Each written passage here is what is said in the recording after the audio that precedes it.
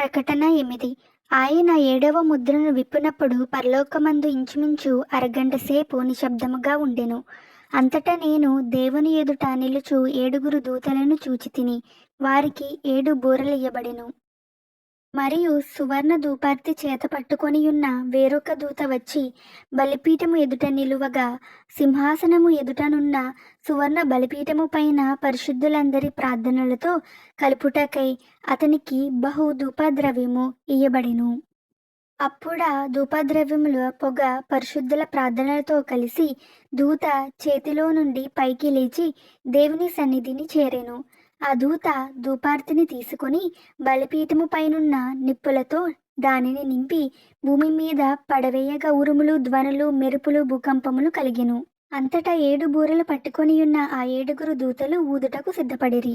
మొదటి దూత బూర ఊదినప్పుడు రక్తముతో మిళితమైన వడగండ్లును అగ్నియు పుట్టి భూమిపైన పడవేయబడెను. అందువలన భూమిలో 3వ భాగము కాలిపోయెను, చెట్లలో 3వ భాగము కాలిపోయెను, పచ్చగడ్డి అంతయు కాలిపోయెను.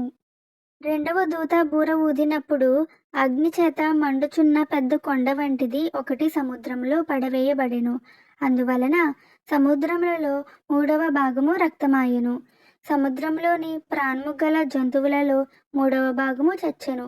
ఓడలలో 3వ భాగము నాశనమాయెను. 3వ దూత బూర ఊదినప్పుడు దివిటి వలె మండుచున్న ఒక పెద్ద నక్షత్రము ఆకాశము నుండి రాలి నదుల 3వ భాగము మీదను నీటి బుగ్గల మీదను పడెను. ఆ నక్షత్రముకు మాచిపత్రి అని పేరు.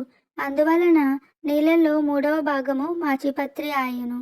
నీళ్లు చేదైపోయినందున వాటి వలన మనుషులలో అనేకులు చచ్చిరి.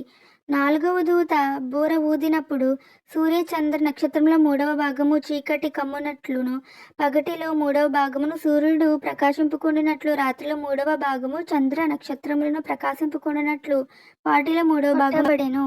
మరియు నేను చూడగా ఆకాశము మధ్యమున ఒక పక్షిరాజు ఎగురుచు బూరలు ఊదబోవుచున్న 3 దూతల బూరల శబ్దమును బట్టి భూనివాసులకు అయ్యో, అయ్యో, అయ్యో అని గొప్ప స్వరముతో చెప్పుట వింటిని.